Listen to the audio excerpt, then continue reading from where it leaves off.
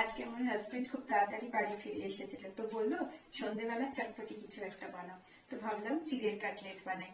আর জানো তো, চিড়ের কাটলেটটা খেতে ভীষণ সুন্দর হয়। আর এর জন্য বিশেষ কোনো উপকরণেরও প্রয়োজন হয় না, বাড়িতে পড়ে থাকা কিছু জিনিস দিয়েই তৈরি করে নেওয়া যায়।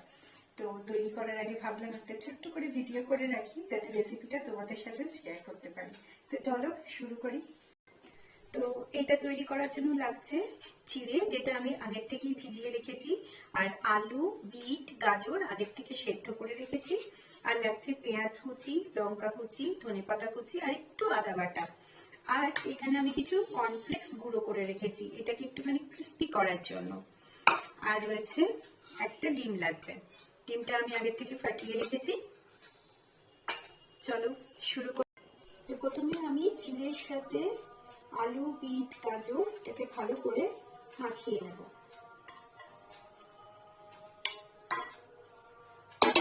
মাখানোর আগে এর মধ্যে পেঁয়াজ কুচি, তো এর মধ্যে পেঁয়াজ কুচি, লঙ্কা কুচি, ধনেপাতা কুচি সবকিছু দিয়ে দিয়েছি, আদা বাটা দিয়েছি, পরিমাণ মতো নুন দিয়েছি, আমি একটু একটু বিট নুনও অ্যাড করেছি, আর ধনের গুঁড়ো, জিরের গুঁড়ো, আর হচ্ছে একটু গোলমরিচের গুঁড়ো এর মধ্যে দিয়েছি, আর গরম মশলা দিয়েছি।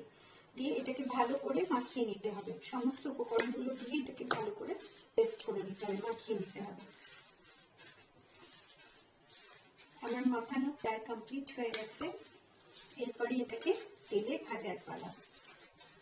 তো চলো এবার এটা ভেজে, তবে ভাজার আগে এগুলোকে যেরকম পারবে একটু সেক দিয়ে নেবে হাতে করে। আমি এরকম ভাবে একটু লম্বা লম্বা সেক দেওয়ার চেষ্টা করছি, দেখো। তো এবারে এই কাটলেটের এই সেকটাকে এইরকম ভাবে ডিমের মধ্যে চুবিয়ে দিতে হবে।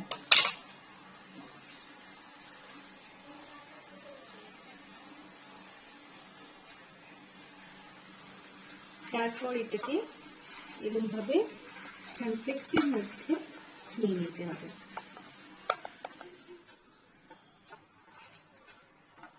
এবার এটাকে তুলে তেলে ভাজতে হবে। আমি অলরেডি কড়াইতে তেল দিয়ে দিয়েছি, তেল গরম হলেই আমি এটাকে ছাড়বো। তেল প্রায় গরমই হয়ে এসছে, দেখো আমি এটাকে তেলের উপরে দিয়ে দিলাম।